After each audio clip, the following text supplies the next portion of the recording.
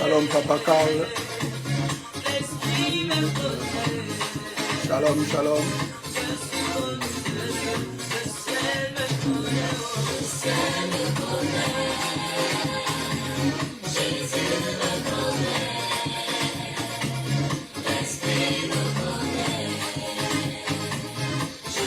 Bonsoir, Papa Carmel.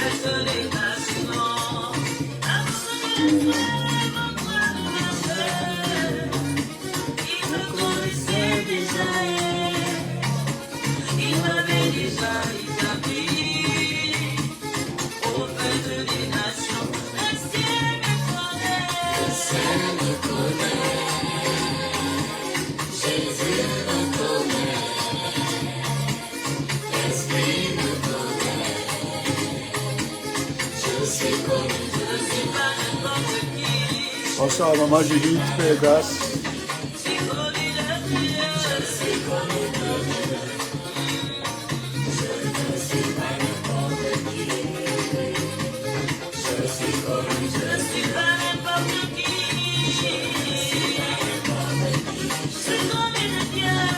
Bonsoir, Papa Achille.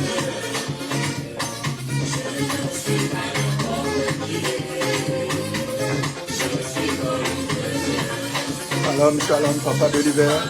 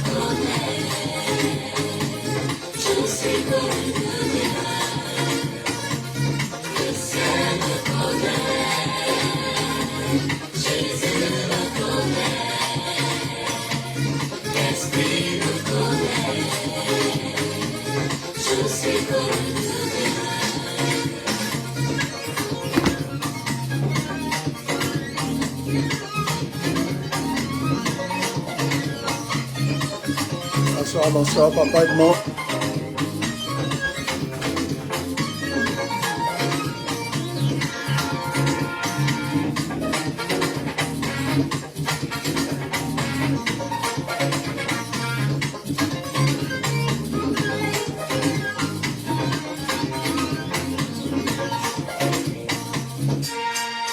Bonsoir, Maman Georgette, Père Grâce et sois bénie.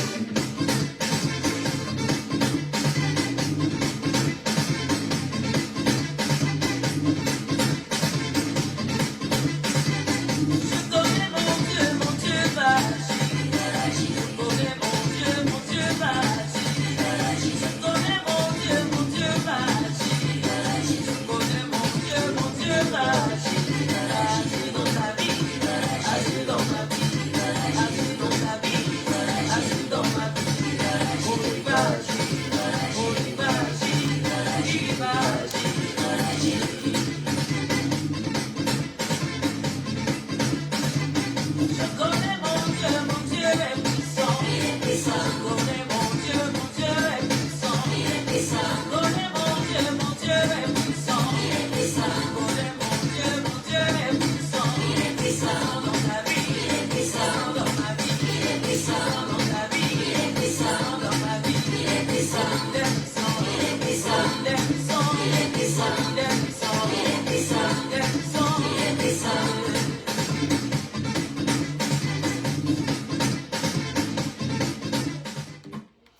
Shalom, shalom, shalom, bien-aimés, sœurs et frères, que la grâce de notre Seigneur Jésus-Christ de Nazareth, l'amour de notre divin Père et la communion du Saint-Esprit soit votre partage. Shalom, maman Olga, paix et grâce à vous et soyez abondamment bénis.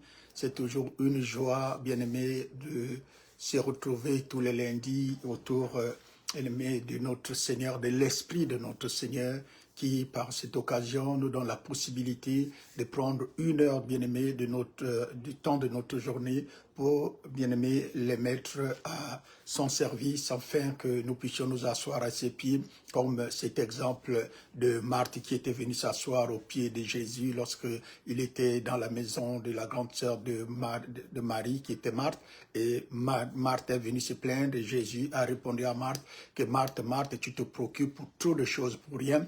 Une seule chose est essentielle.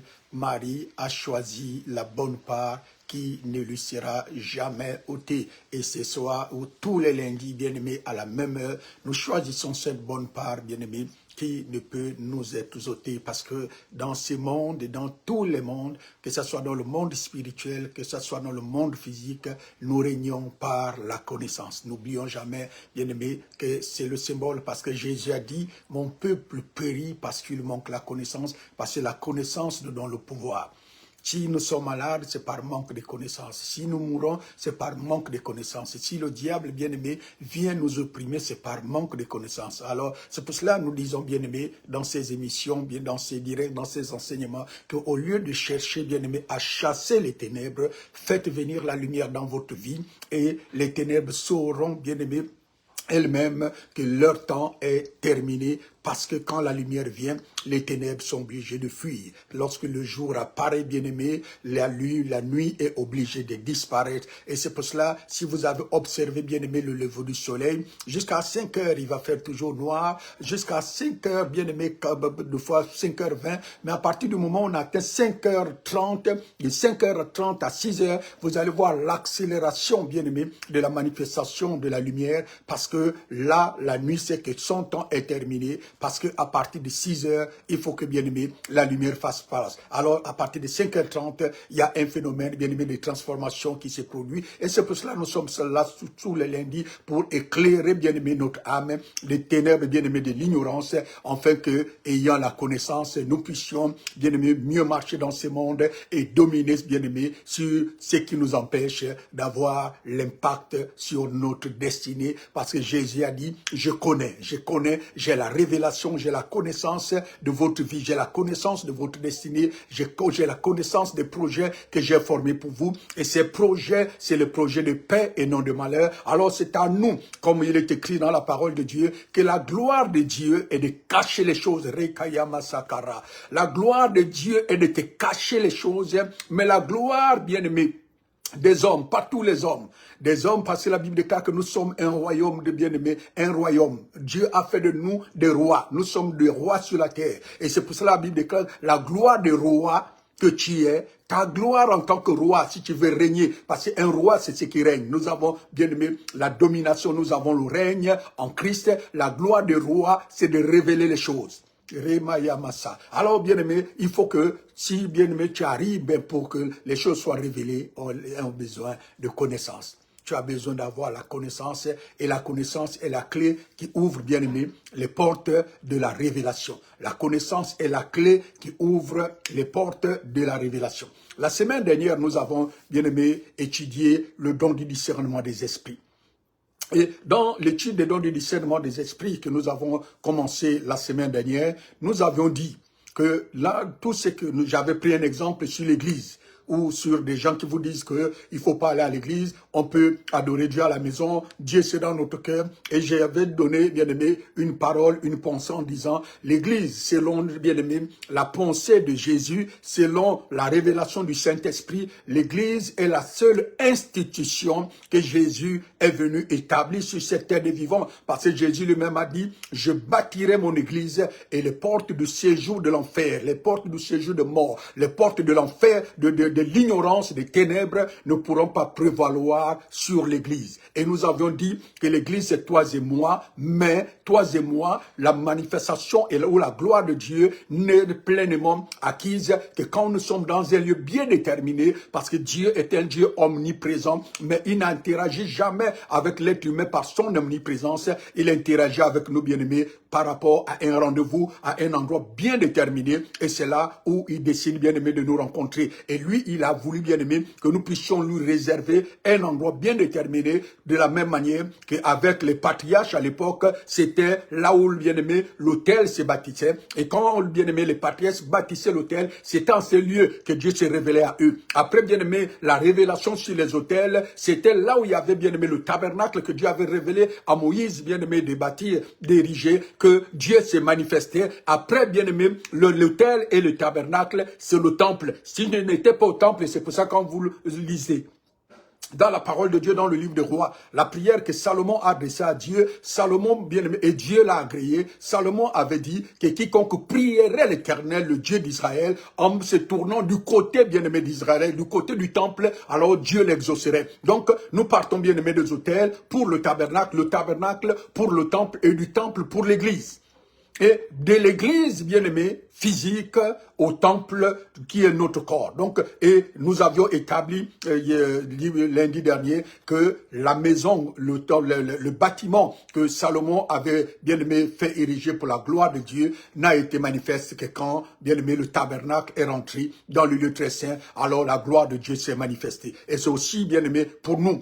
Nous étions hier, bien-aimés, hors de la gloire de Dieu. Et le jour que le Saint-Esprit est rentré dans le lieu très saint de notre esprit, eh bien, nous avons reçu la vie éternelle. Nous avons reçu la vie divine. Et c'est cette vie divine qui fait la différence entre nous aujourd'hui, bien-aimés, et les païens, nous aujourd'hui, et ceux qui n'ont pas Jésus comme Seigneur et Sauveur. Et la première chose, j'ai terminé par dire, en disant ceci, que la première chose que le Saint-Esprit vous dit, ou qu'il vous inspire à faire, dès que vous recevez véritablement Jésus comme Seigneur et Sauveur dans votre cœur, parce qu'en tant que pasteur, j'ai vu deux catégories de personnes qui ont reçu Jésus. Il y a ceux qui le reçoivent en réfléchissant avec, bien-aimé, leur intelligence, mais ceux qui le reçoivent avec le cœur ont toujours cette différence-là. Pour tous ceux-là qui le reçoivent, bien-aimé, avec le cœur, où le Saint-Esprit vient s'établir sa demeure dans leur esprit, il y a toujours un signe et ils sont attachés à la maison de l'Éternel parce que, bien aimé, c'est là. Souvenez-vous de la parabole du fils prodigue.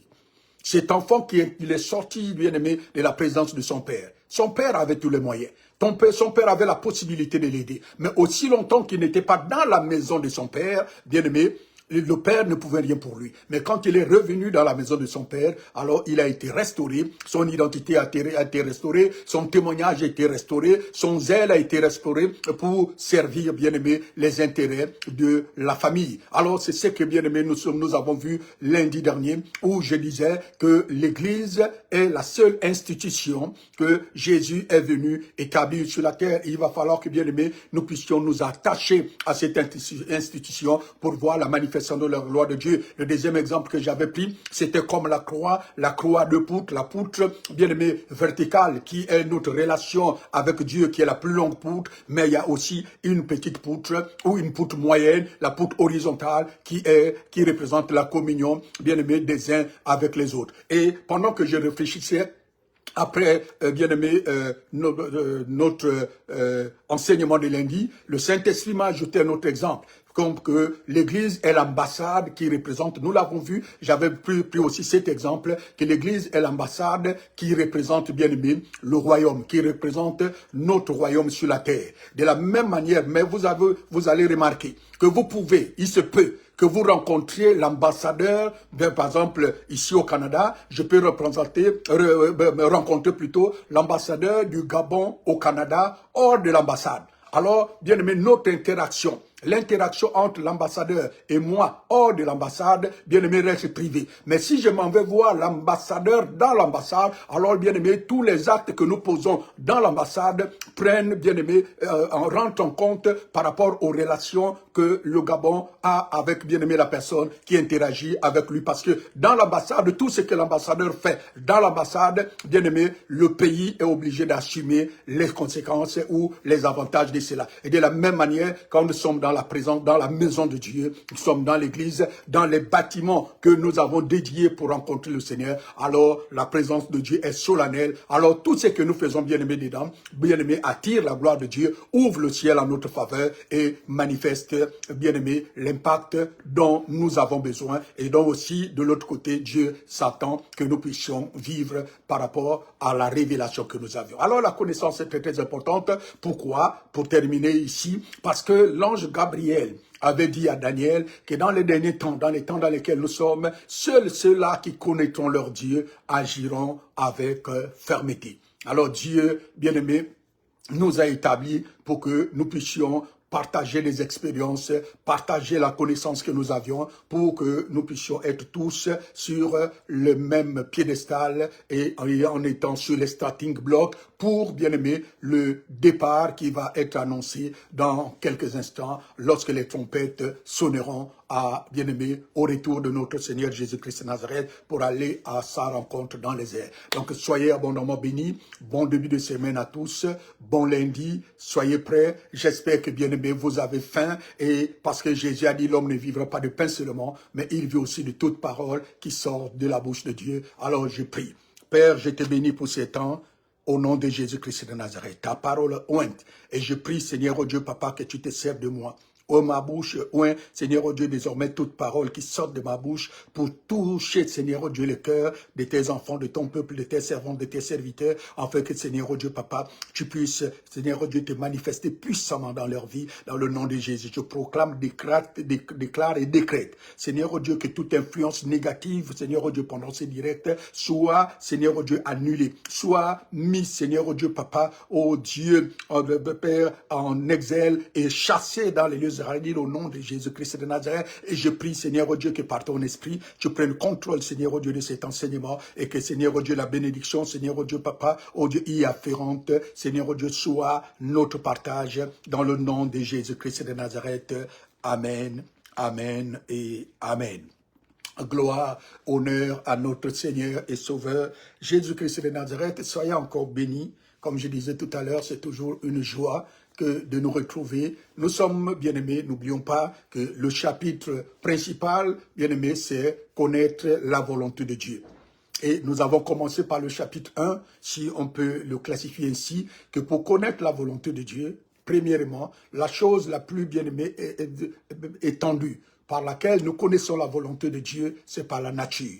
Parce que de la manière que la nature est constituée, la Bible déclare que la nature nous révèle la volonté de Dieu, nous révèle la manifestation de sa puissance, bien aimé, de sa gloire. La nature nous appelle à comprendre que non, cette nature, ce monde n'est pas venu par un Big Bang. Ce monde n'a pas commencé par un champignon et qui a explosé et puis est venu. Ce monde n'est pas l'effet d'une évolution qui nous a amenés ici. Ce monde, il y a une intelligence qui est bien aimée au contrôle de cela. Je lisais encore, bien aimé, dans la semaine, pas au courant de la semaine dernière, les dernières découvertes bien aimées scientifiques, et ils sont tous de plus en plus d'accord parce qu'ils ont lancé, je pense il y a quelques mois, le plus grand ordinateur du monde et qu'ils ont appelé, je ne sais pas quel est le nom qu'ils l'ont donné, et cet ordinateur les a amenés, bien aimés, que l'homme peut avoir une interaction avec Dieu, qu'il y a un Dieu, il y a une intelligence qui existe et mathématiquement cet ordinateur a prouvé qu'au-dessus de tout, il y a une intelligence qui contrôle ce monde parce que de la manière où les choses sont faites,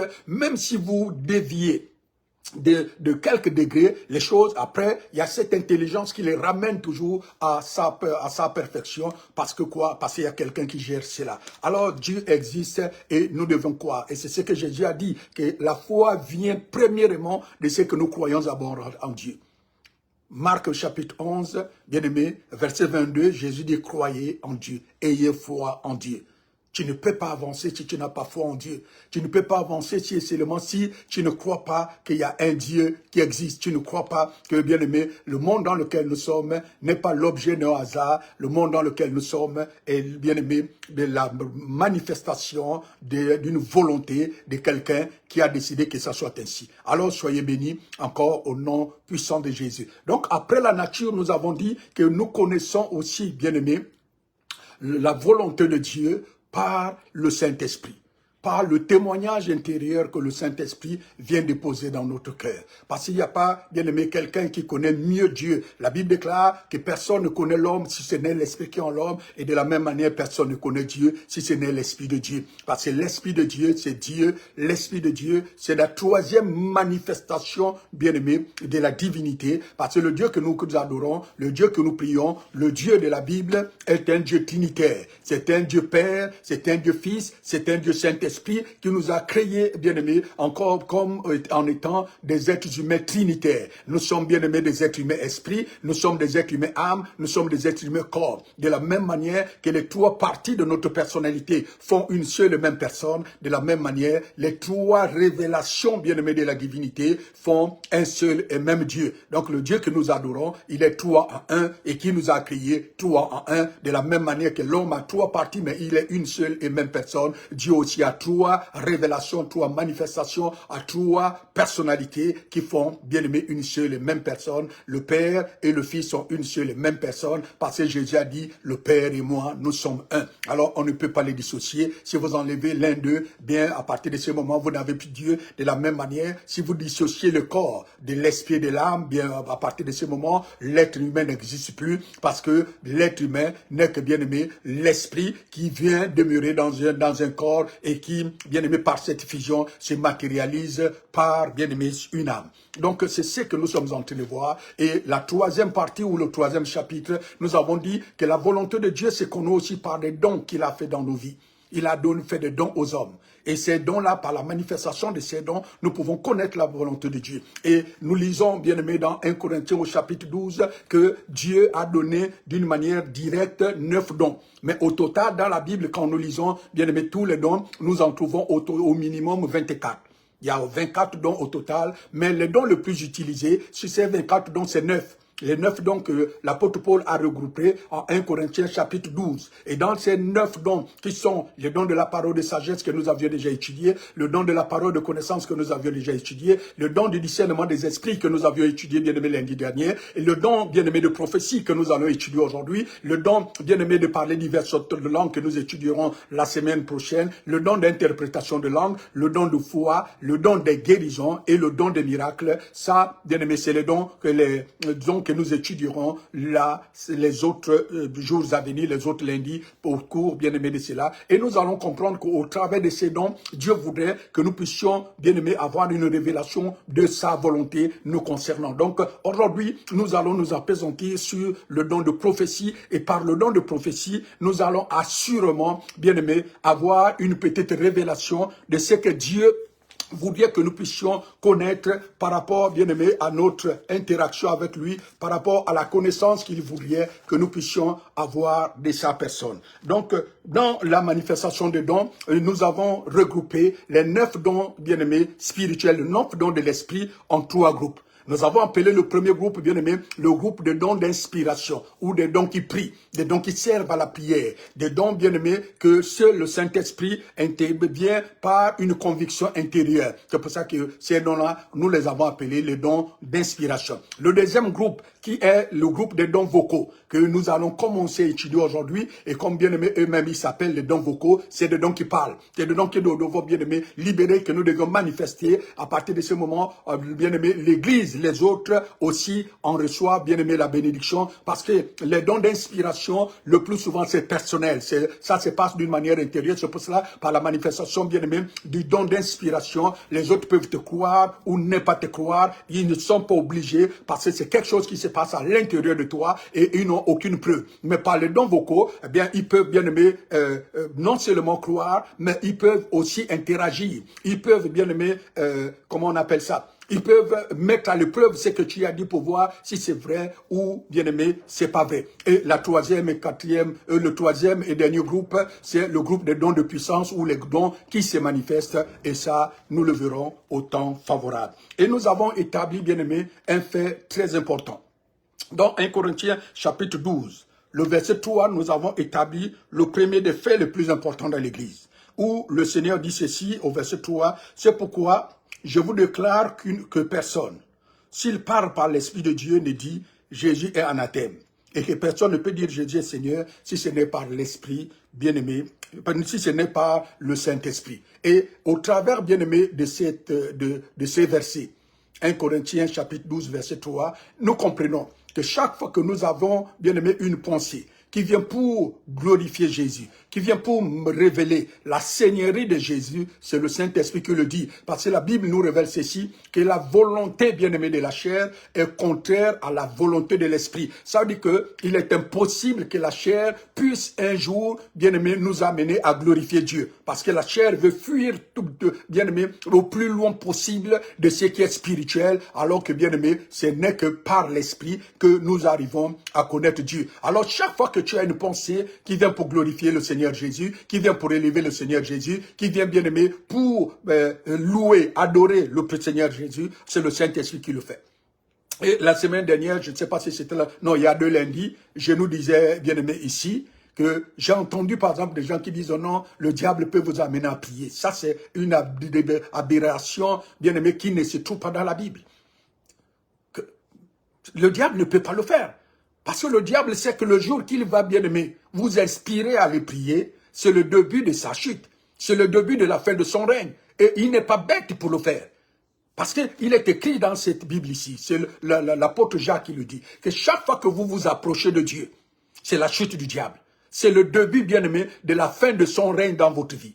Parce qu'il sait que dès qu'un homme, dès qu'un être humain s'approche de Dieu, Dieu va lui donner la force, bien aimé, de résister au diable et le diable est obligé de fuir. Alors le diable ne vous donnera jamais de prier. Et c'est pour cela j'ai entendu ces gens de prier. Oh non, cette prière-là n'est pas montée au ciel. Cette prière-là, Dieu ne peut pas l'exaucer. C'est comme si eux-là, ils sont bien aimés, je ne sais pas, ils sont peut-être les paraboles de Dieu ou que Dieu a établi sur la terre pour déterminer que cette prière, j'exauce, cette prière, je n'exauce pas. Non. Quand vous dites que la prière qui n'a pas dépassé le plafond, c'est quel genre de prière? La Bible déclare que Dieu exauce les prières. J'ai choqué les hommes de Dieu. Un jour, l'homme de Dieu a dit, il y a un qui m'a dit, oh, passez maintenant, ces genres de révélations. Et pourtant, c'est écrit. La Bible nous montre bien aimé que Jésus a exaucé même les démons. Si Jésus a exaucé les démons, c'est toi qui ne vas pas exaucer. Mais le problème, c'est que dans la religion, on nous a appris à associer, bien aimé, l'exaucement et la manifestation, bien aimé, de ce que nous avions demandé, ce qui sont, bien aimé, 2 extrêmes. La Bible nous donne un exemple.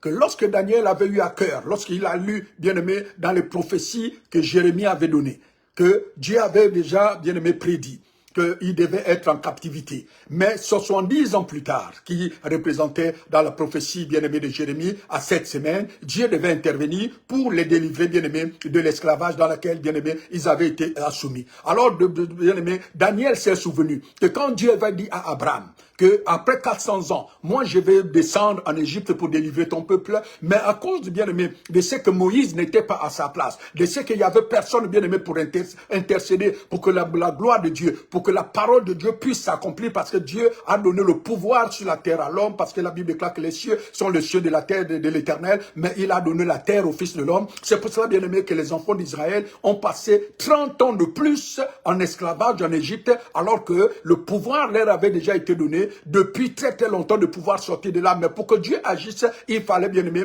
la matérialisation ou la complicité d'un homme qui s'appelait Moïse, qui, bien aimé, lors que la prophétie, le temps de l'accomplissement de la prophétie n'était plus en Égypte, alors Dieu a entendu. Alors quand Daniel s'est souvenu de ça, Daniel a dit, ah, il manquait un homme pour que Dieu puisse manifester, c'est bien aimé, ou matérialiser sa parole. Et Daniel a eu à cœur de prier. Et bien aimé, le 24e jour, l'ange Gabriel est venu dire à Daniel, Daniel, écoute-moi, dès le premier jour que tu as eu à cœur de prier, parce que la prière, bien-aimé, que tu as élevée vers Dieu était selon la volonté de Dieu. Et c'est ce que, bien-aimé, Jean nous révèle, que si nous demandons quelque chose selon la volonté de Dieu, Dieu nous écoute. Et si nous savons que Dieu nous écoute, quoi que ce soit que nous lui demandons, nous le recevons de sa part. Alors lorsque Daniel a commencé, bien-aimé, à prier, à intercéder, la Bible déclare que dès le premier jour, il avait été exaucé, mais il n'a pas vu la manifestation ou la matérialisation de l'exaucement jusqu'à ce que, bien-aimé, il y ait un processus qui se met en place pour que, bien-aimé, Gabriel vienne lui révéler les tactiques pour, bien-aimé, rentrer en possession de son héritage ou de l'accomplissement de cette prophétie. Et après que, bien-aimé, quelques temps plus tard, le roi les a autorisés à aller rebâtir, bien-aimé, leur nation. Alors nous avons besoin de ça. Nous avons besoin, bien-aimé, de nous impliquer. Nous avons besoin, bien-aimé, de connaissances et nous avons besoin de vivre ce que Dieu a dit. Alors, c'est pour ça que, bien aimé, ce verset 3 de 1 Corinthiens 12 est très, très important pour nous, les enfants de Dieu. Pour que chaque fois, quand tu as une pensée, à n'importe quel moment, tu glorifies Dieu, bien aimé, dans ton esprit, rends gloire au Seigneur, sache que le Saint-Esprit est en train de souffler, bien aimé, sa volonté, sa pensée sur toi. Le Saint-Esprit est en train, bien aimé, d'agir, de se mouvoir au-dessus de ta vie. Pourquoi? Parce que la volonté de Dieu, quand Jésus est élevé, quand la Seigneurie de Jésus est manifestée, c'est que le Saint-Esprit est rentré en compte. Et à partir de ce moment, tu vas commencer à développer une certaine communion, une certaine sensibilité avec le Saint-Esprit. Parce que chaque fois quand tu as une louange qui monte, oh, le Saint-Esprit est en train de me parler. Et tu te mets à chanter, Seigneur, je t'adore. Et pendant que tu chantes, tu ne vas plus chanter dans le désordre. Tu chantes parce que tu sais qu'il y a la présence du Saint-Esprit qui est en train de se mouvoir, bien aimé, dans ta vie ou autour de toi. Et non seulement tu chantes, mais ta pensée, bien aimé, se connecte automatiquement avec l'Esprit de Dieu. Et c'est ce qui attire l'onction. C'est ce qui fait en sorte que, bien aimé, ta vie soit, bien aimé, encore plus impactée. Pourquoi? Parce que tu as la révélation, tu as la connaissance de ce qui est en train de se passer dans ta vie, que ces chants qui montent dans ton cœur, cette inspiration qui monte dans ton cœur, elle ne vient pas, bien aimé, d'elle-même. Si elle vient, c'est qu'il y a le Saint-Esprit qui est en train, bien aimé, d'interagir avec ton esprit. Et à partir de ce moment que tu deviens conscient de cela, eh bien, ça donne le pouvoir ou ça donne encore du zèle au Saint-Esprit de continuer de le faire parce qu'il sait que, ah, mon fils, ma fille a compris ce qui est en train de se passer entre nous. Et là, il passe encore plus de temps avec toi. Il te donne encore plus. Et j'ai toujours l'habitude de prendre cet exemple que nous tous, nous avions déjà au minimum un jour, bien aimé, de nos vies vécu, où tu dors la nuit, où le Saint-Esprit vient te donner une vision. Et quand, parce que le signe probable que ce Saint-Esprit qui t'a donné cette vision, c'est que quand il finit d'interagir avec toi, il va te permettre de te réveiller. Quand je dis te réveiller ici, c'est que tu ouvres les yeux, parce que le Saint-Esprit ne bouge pas ton corps. Je disais tout à l'heure que entre le corps, bien aimé, et le Saint-Esprit, c'est deux mondes différents. Alors le Saint-Esprit te réveille, tu ouvres les yeux, et le plus souvent, pour nous tous qui avions déjà expérimenté cela, la vision est tellement claire, elle est tellement nette, elle est tellement limpide que tu te dis, oh, je vais encore me reposer un peu et quand je vais me réveiller, ben je m'en souviendrai. Et tu fermes les yeux, 5 minutes plus tard quand tu te réveilles, c'est comme si on avait effacé toute la vision. Tout ce dont tu sais, c'est que j'ai eu une merveilleuse vision cette nuit, mais je me rappelle plus de ça. Et il y a Nebuchadnezzar, bien aimé, qui l'a eu, et il y a aussi, bien aimé, beaucoup de personnes dans la Bible qui ont eu ces exemples où ils ont vu la vision, mais après ils ont totalement oublié. Pourquoi? Parce que dans le livre bien-aimé de Zacharie, Dieu nous a déjà instruit de dire, chaque fois quand je te parle, il faut écrire la vision pour que après tu puisses la lire couramment. Si tu n'écris pas la vision, ça s'efface. Et c'est ce que bien-aimé, nous devons faire à partir de ces moments. Quand tu as ça, tu écris et quand tu vas finir d'écrire, ben, tu n'écris pas tout, tu as les grandes lignes. Nous avons déjà vu cela. Bien-aimé, je ne vais plus passer beaucoup de temps pour aller dans cet enseignement. Nous avons déjà vu cela. Nous avons vu comment, bien-aimé, pour se connecter, bien-aimé, à cette révélation que le Saint-Esprit nous donne. Donc le Saint-Esprit, quand il nous parle, bien-aimé, il nous parle, bien-aimé, d'une manière claire, nette et précise. Et c'est à nous, bien-aimé, de prendre compte. Et à partir du moment où,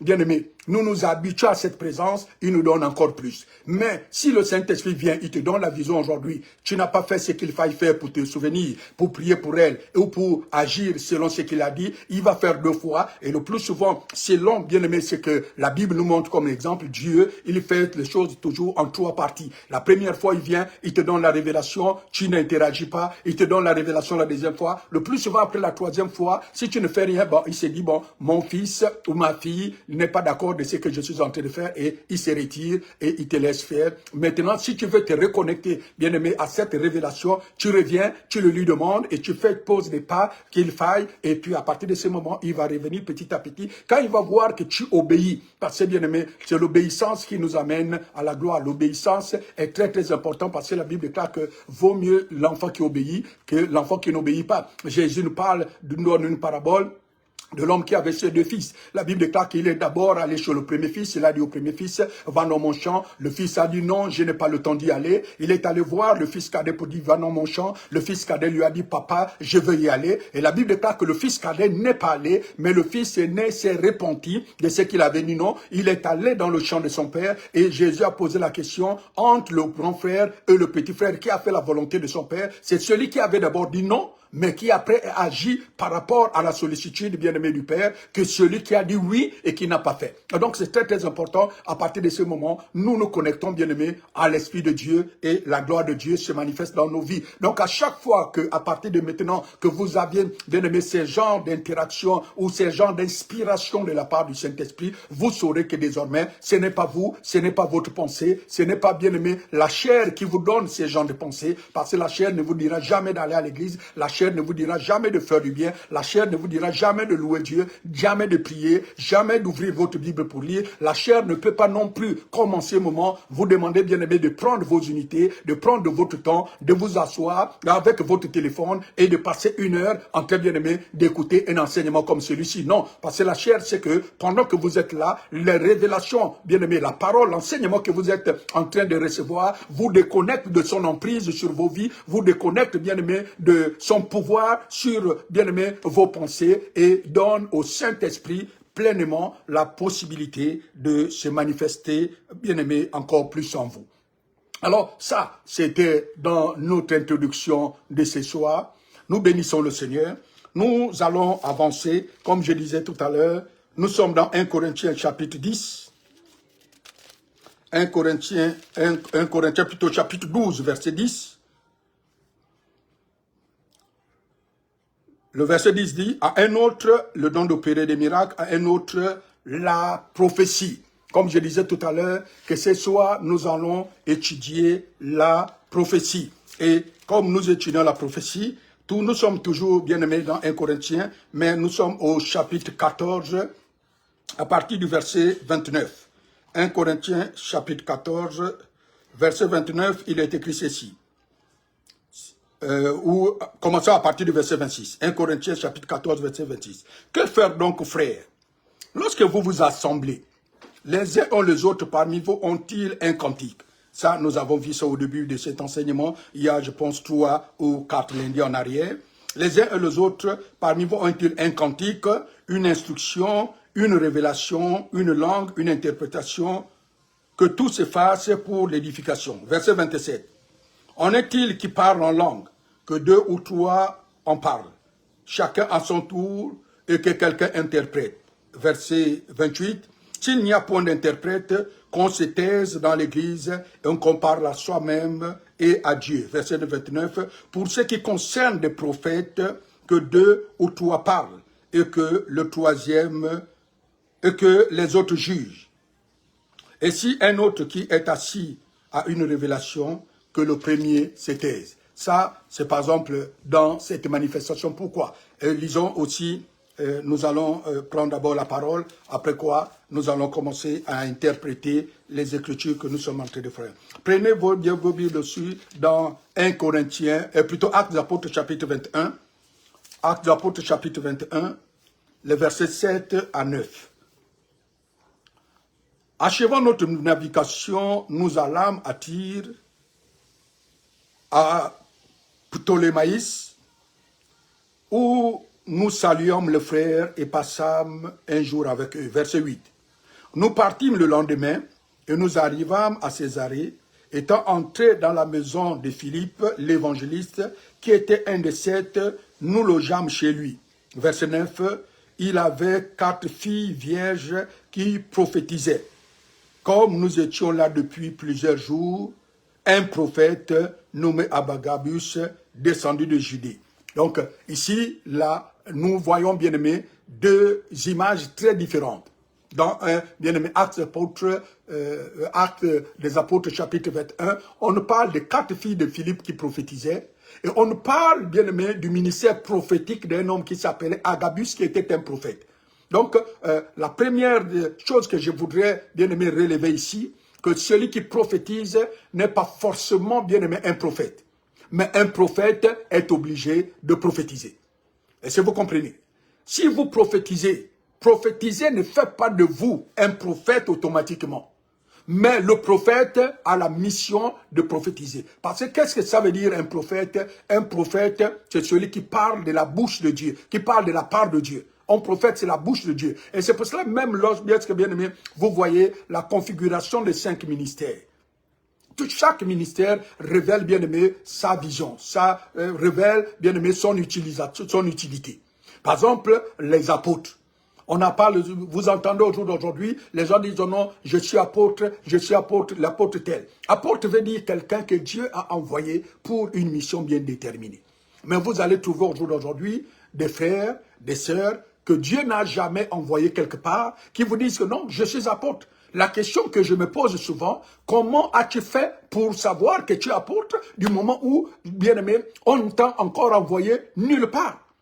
Comment tu fais pour savoir que tu es apôtre? Parce que apôtre, le mot apôtre, ou la dénomination apôtre ici, veut dire celui qu'on a envoyé. On ne t'a envoyé que nulle part. J'ai discuté, il y a, bien aimé, je pense, 2 ou 3 ans en arrière, avec un frère à Bruxelles, avec qui j'avais, bien aimé, cette interaction, et qui était venu me voir qu'il était apôtre. Et puis, j'ai eu à cœur de lui dire, tu as accepté le Seigneur depuis quand? Ce frère-là, ça faisait 6 ans qu'il était chrétien. J'ai dit, tu as accepté le Seigneur où? Oh, ici à Bruxelles. Est-ce que depuis que tu as accepté le Seigneur, tu es déjà parti hors de Bruxelles? Non, depuis que j'ai accepté le Seigneur, je suis dans mon église, je ne suis pas encore allé nulle part. Et puis je lui pose la question, comment fais-tu pour savoir que tu es un apôtre, que Dieu t'appelle au ministère apostolique, si depuis que tu as reçu le Seigneur Jésus comme ton Seigneur et Sauveur, tu es dans ton église, tu es bien aimé ici à Bruxelles, Dieu ne t'a envoyé quelque part? Mais ça, c'est pas ce qu'on a dans vos têtes. Voyez-vous, c'est ce genre d'inoptie que nous avons aujourd'hui dans des églises qui amènent beaucoup de désordre, beaucoup de choses qui ne savent pas, parce que les gens croient que l'esprit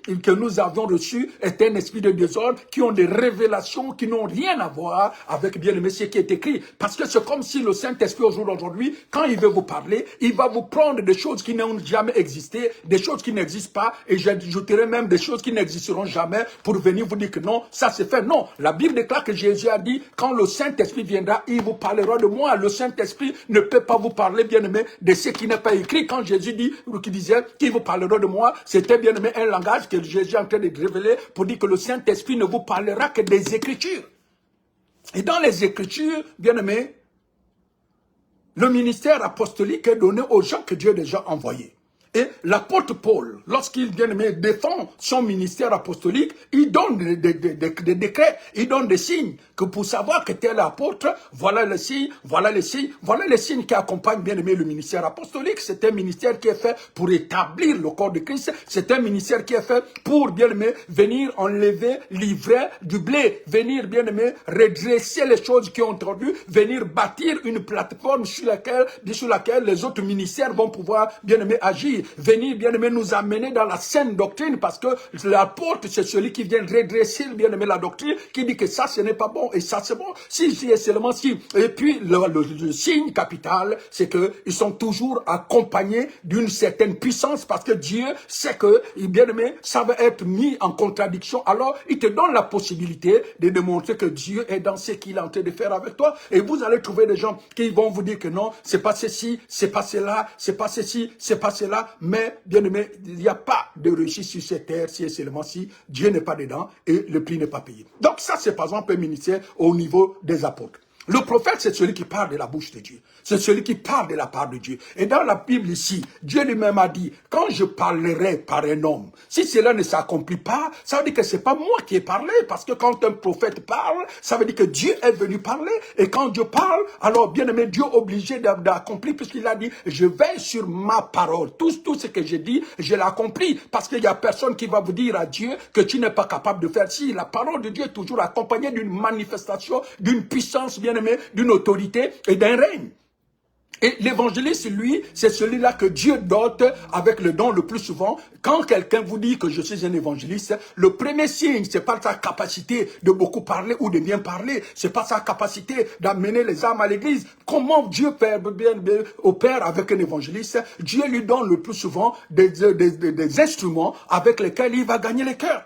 Et ces instruments, c'est quoi? C'est la puissance, bien aimée, de guérison. 99% des évangélistes, ou je dirais 100% des évangélistes, ont toujours en eux le don de guérison. Parce que le Dieu, c'est que, bien aimé, c'est le don qui amène le plus d'âmes à l'église. Si aujourd'hui nos églises sont vides, c'est parce qu'il n'y a pas beaucoup, bien aimé, de manifestations de puissance qui font en sorte que les païens disent, ah, il y a quelque chose là-bas. Alors l'évangéliste, lui, il est doté, bien aimé, de ces dons de puissance, par des puissances, par des signes, par des miracles. Ça amène bien aimé, des gens à Dieu. Et c'est ce que Dieu fait. Alors, le pasteur, lui, c'est celui-là que Dieu donne un gros cœur. C'est la maman de l'église, qui allait l'église, qui allait les brebis. Et c'est pour ça que vous allez voir d'autres gens qui se disent qu'ils sont des pasteurs, mais qui ne sont pas capables de garder un troupeau. Vous pourrez les donner, bien aimé, une église de 1000 personnes. Au bout d'un an, ces 1000 personnes vont se retrouver à 500. Au bout de, bien aimé, de 5 ans, ces 1000 personnes vont se retrouver peut-être à 200, 300. Pourquoi? Parce qu'il n'a pas le cœur d'un véritable berger pour, bien aimé, garder le troupeau, pour faire croître le troupeau. Parce que le berger, c'est celui qui fait paître, c'est celui qui garde, c'est celui qui entretient, bien aimé, les brebis. Et enfin, le docteur, c'est celui-là qui vient pour donner la sémence, qui vient pour donner l'enseignement, qui vient pour enseigner. C'est pour cela, quand bien aimé l'apôtre Paul parle dans la classification des 5 ministères, il associe le ministère du pasteur et du docteur, et il a fait les uns comme pasteur et docteur, parce que, bien aimé, un bon pasteur, c'est un bon enseignant qui donne, bien aimé, de la bonne nourriture, des bons enseignements à son peuple et des verts pâturages pour que, bien aimé, le brebis, plutôt le troupeau, les brebis puissent être bien portantes parce que les brebis ont besoin de la parole pour croître et pour agir. Donc, ça, c'était une parenthèse. Je pense que c'est pour répondre aux interrogations de l'un d'entre vous qui était en train de suivre bien aimé cet enseignement ou qui va le suivre demain. C'était pour vous classifier les 5 ministères pour que désormais, quand quelqu'un va venir vous dire, se narguer avec les épaules pour dire que je suis docteur, à partir de ces moments, ben, il faut qu'il vous prouve qu'il est docteur. Docteur ici, c'est pas celui qui a passé, bien aimé, 7 ans ou 9 ans d'études pour avoir un doctorat comme nous l'avons aujourd'hui. Non, il y a une différence. Quand le docteur vient, c'est pour ça, dans l'enseignement, dans, bien aimé, les enseignements que Jésus nous donne, il nous demande de faire très attention sur 2 ministères spécifiques dans ces derniers temps. C'est le ministère de docteur qui va vous amener dans la profondeur, bien aimé, de la parole, parce que Dieu le donne cette capacité par l'Esprit de Dieu de pouvoir, bien aimé, sonder les Écritures et d'avoir des révélations que les autres n'ont pas. C'est pour le bien de l'Église et les prophètes, Dieu leur donne la capacité de pouvoir vous amener dans le monde spirituel qui n'est pas, bien aimé, à la portée de tout le monde. Et c'est pour ça que vous devez faire très attention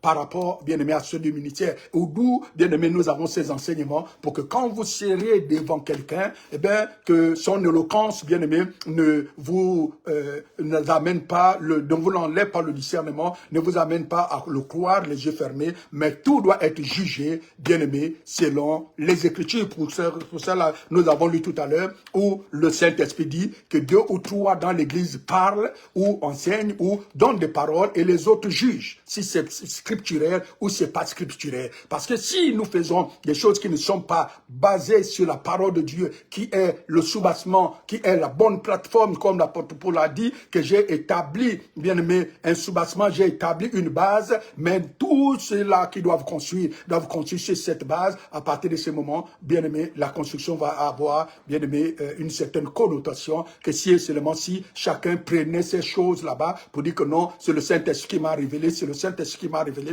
et c'est l'église dans laquelle nous sommes aujourd'hui parce que nous vivons tellement dans les étoiles que nos pieds ne sont pas sur terre. Alors chacun vient dire que le Saint-Esprit lui a dit ceci, le Saint-Esprit lui a dit cela. Et comme nous avons l'habitude de le dire, ce Saint-Esprit parle tellement qu'un jour il va vous parler, 1 mois plus tard il va vous dire le contraire de ce qu'il vous a dit le mois dernier, 2 mois plus tard il va encore vous dire le contraire de ce qu'il vous avait dit les 2 autres fois, et on ne sait plus quand il parle et quand il ne parle pas. Alors ça, c'est pas le Dieu de la Bible, parce que le Dieu de la Bible, pourquoi, bien aimé, je vous encourage toujours à vous tenir sur ce qui est écrit, parce que la Bible que nous avions ici, le livre que nous avions ici, les 66 livres qui sont écrits là-dedans, parce que Bible, c'est Biblos qui est un ensemble de livres, et nous ici est canonisé ou est accepté comme vrai, comme parole bien-aimée, inspirée, 66 livres, et sur les 66 livres, nous avons près de 40 auteurs qui, bien-aimés, étaient de différentes nationalités, de différents niveaux,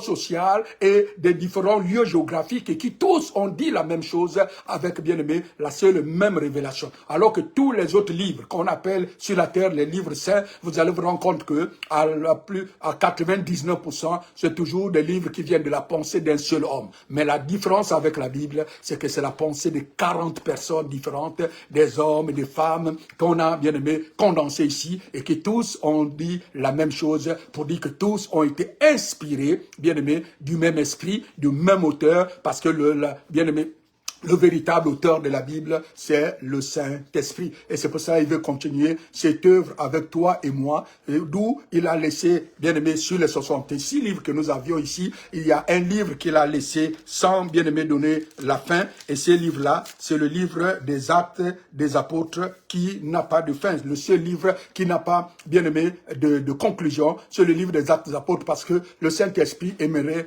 continuer ou parachever cette aventure avec toi et avec les autres. Donc, pour revenir à notre enseignement, bien que voyons un peu comment ça se passe ce soir, nous n'allons pas pouvoir finaliser cela, mais nous allons, si Dieu le veut, et si nous le permet, lundi prochain, continuer dessus. Nous avons dit tout à l'heure qu'il y a deux choses ou l'une.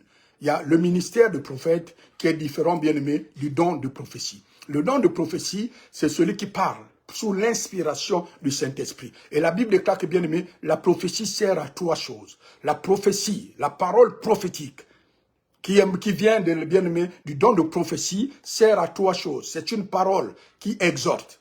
C'est une parole qui vient pour, bien aimé, consoler. C'est une parole qui vient pour exhorter. Ça veut dire que chaque fois que nous sommes à l'église, si nous avions dans notre cœur une parole qui est, bien aimé, dont nous jugeons que cette parole peut consoler, cette parole peut édifier, cette parole peut exhorter quelqu'un, alors nous ne devons pas, bien aimé, la garder pour nous, puisque nous sommes en train de parler, bien aimé, des trois dons vocaux, des trois dons qui parlent. Ça veut dire que chaque fois que le Saint-Esprit vient nous déposer une pensée, et que cette pensée, je prends un exemple ici, vous êtes à l'église pendant le culte et vous entendez une pensée qui monte dans votre cœur pour dire que je suis au milieu de vous, disposez vos cœurs. Ne garde pas ta bouche fermée. Dis au Saint-Esprit, Seigneur, je suis prêt, donne-moi maintenant le temps. Et le plus souvent, je le dis le plus souvent, bien aimé, dans les instants qui suivent, vous allez voir la louange va commencer à baisser. Et quand la louange baisse, si vous n'êtes pas dans l'esprit, vous allez dire non, la lead est en train de déconner. Non, la lead n'est pas en train de déconner. Le Saint-Esprit est allé voir la lead pour dire que baisse ton niveau parce qu'il y a quelqu'un qui va parler de ma part. À partir de ce moment, dès que la lead bien-aimé descend, dès que la louange commence à descendre, vous vous levez,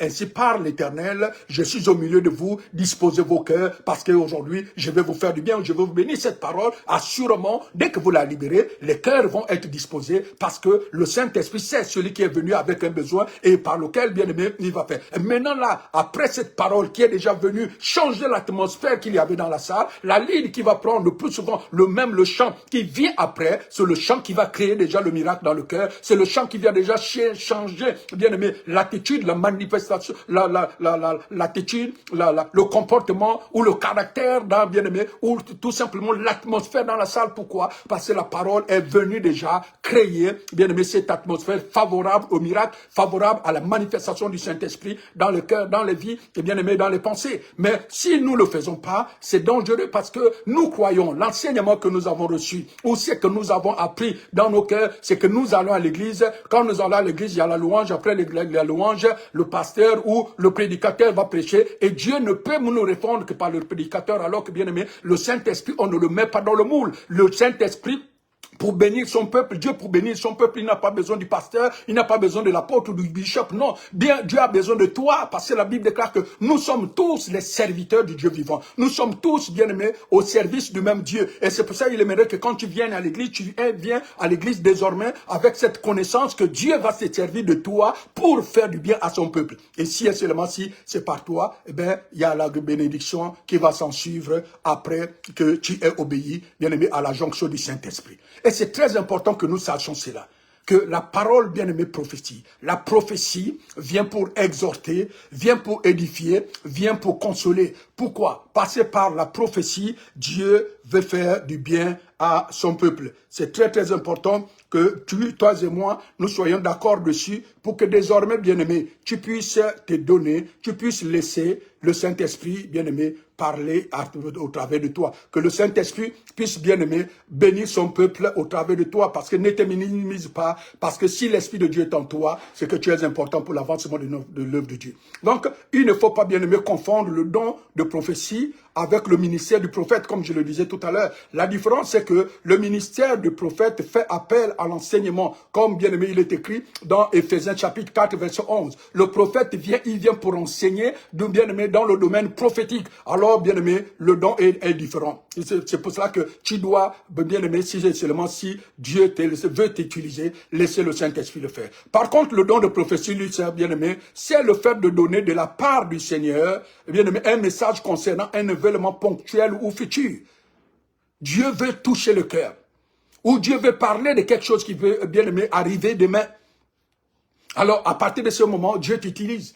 Parce que, comme je disais tout à l'heure, dans les 9 dons, il y a 2 fois. Tu peux avoir peut-être le don de la parole de sagesse, en même temps, le don bien-aimé de prophétie. Alors Dieu, au travers de la parole de sagesse, connaît les événements qui vont arriver, bien-aimé, dans le futur, et il te permet par, bien-aimé, le don prophétique, de l'annoncer à l'église. Ou celui qui a reçu, bien-aimé, le don de la parole de connaissance. Par le don de la parole de connaissance, Dieu veut révéler un événement qui s'est passé déjà, ou qui est en cours dans l'église. Alors, par le don de prophétie, il te permet, bien-aimé, d'ouvrir ta bouche, et il va énoncer la solution ou la réponse à quelque chose qui s'est passé pour dénouer cette situation qu'il y a eu, bien-aimé, dans l'église au milieu de ton peuple. Donc, ces dons interviennent, bien-aimé, pour édifier, pour consoler et pour exhorter, comme je viens de le dire, pour avertir, bien-aimé, l'église, comme cela, bien-aimé, est mentionné dans la parole de Dieu. Pour glorifier Jésus, nous l'avons vu. Et nous lisons, bien-aimé, un dernier passage pour soutenir cela, après quoi nous allons, bien-aimé, nous séparer pour aujourd'hui. Et lundi prochain, nous allons revenir dessus. 1 Corinthiens chapitre 14. Nous repartons au chapitre 14 et le verset 3. Il dit, celui qui prophétise, au contraire, il parle aux hommes. 1 Corinthiens chapitre 14, verset 3. Celui qui prophétise, ici, il parle aux hommes, oui, il parle à l'église. Il les édifie, il les exhorte, il les console. Ça la différence entre celui qui prophétise et celui qui parle en langue. Celui qui parle en langue, il parle bien-aimé à soi-même, mais celui qui parle à bien-aimé qui prophétise, il parle bien-aimé à l'église. C'est pour ça que quand vous parlez en langue et que vous demandez à Dieu la capacité d'interpréter, à partir de ce moment, bien-aimé, la langue qui s'interprète est égale à une parole de prophétie. Parce que si vous parlez par l'esprit, comme nous l'avons déjà établi dans 1 Corinthiens chapitre 12, verset 3, que personne ne parle par le Saint-Esprit et qui va dire que Jésus anathème. Donc vous ne pouvez pas, bien-aimé, après un parlant en langue, entendre les gens, les choses qui vont dire que non, Jésus n'est pas ici. Non, celui qui parle en langue doit prophétiser, doit, bien-aimé, glorifier la Seigneurie de Jésus-Christ de Nazareth, parce que la langue, c'est à cela qu'elle sert. Alors, merci beaucoup, bien-aimés, à tous.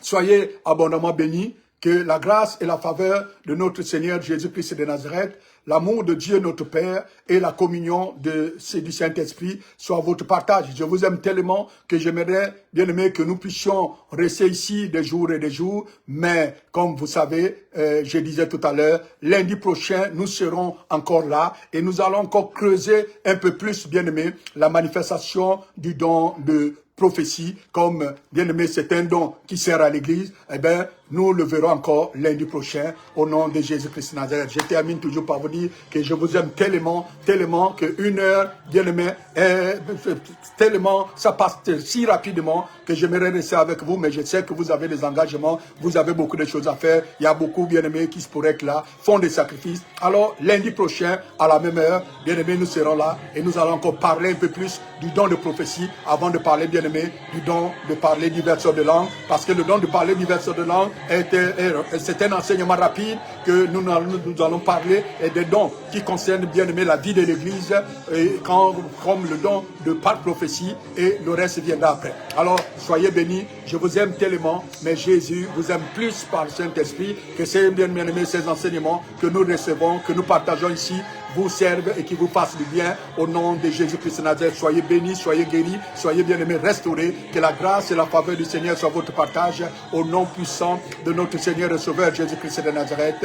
Amen, amen et amen. À lundi prochain, Dieu voulant, portez-vous bien et soyez bénis. Bonne semaine et que la victoire soit votre partage. Merci à tous.